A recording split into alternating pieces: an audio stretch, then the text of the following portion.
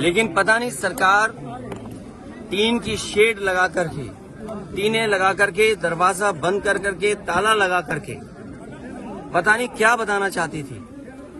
ये वही जेपी हैं जिन्होंने संपूर्ण क्रांति का नारा दिया था, और वो इसलिए दिया था कि उन परिस्थितियों में उस समय पर चरम सीमा पर महंगाई थी, चरम सीमा पर बेरोजगारी थी, चरम सीमा पर भ्रष्टाचार था, और न जाने कितना उनके साथ देश के समाजवादी नेताओं को जेल जाना पड़ा, इमरजेंसी लगी।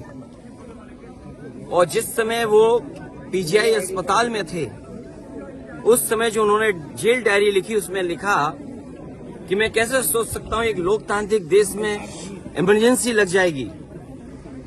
उसमें न जाने कितने लोगों को जेल भेजा गया, कई लोग कई वर्षों रहे, और उस पीड़ा को, उस तकलीफ और परेशानी को जीवन भर नहीं भूल पाए।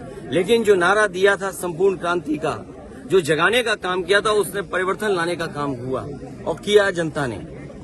जनता की शक्ति के सामने सरकार की शक्ति का कुछ असर नहीं है। मुझे दुख इस बात का है कि पुलिस लगा करके यहां रोक रहे हैं, अधिकारी इस बात के लिए तैयार नहीं है कि किससे पूछें।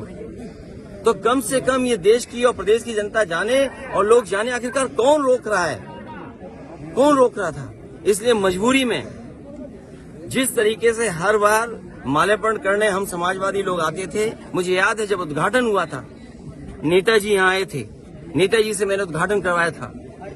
एकमात्र देश में समाजवादी नेता के लिए एक ऐसा म्यूजियम बना जिसमें उसके जीवन के बारे में लोग प्रेरणा ले सकते हैं। जो आंदोलन उन्होंने चलाए थाली बजा करके, वो उससे प्रेरणा ले सकते हैं कि सरकार के खिलाफ और लोकतंत्र में कैसे आवाज उठाई जा सकती है।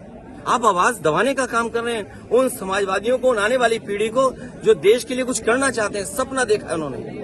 ये वही म्यूजियम है जो पूरे उनके जीवन के बारे में बताता है, उसको बंद कर रहे हैं। अपनी कौन सी नाकामी छिपा रहे हैं, अपनी कौन सी ऐसी चीज छिपा रहे हैं जिससे जनता को नहीं आने देते। न केवल ये म्यूजियम, जो पीछे बड़ी इमारत है, बड़ी बिल्डिंग है, जो कभी नेताजी ने, जॉर्ज फर्नांडिस ने और उस समय के समाजवादी लोगों ने इसका शिलान्यास किया था। एक सरकार आई जिसने काम नहीं होने दिया।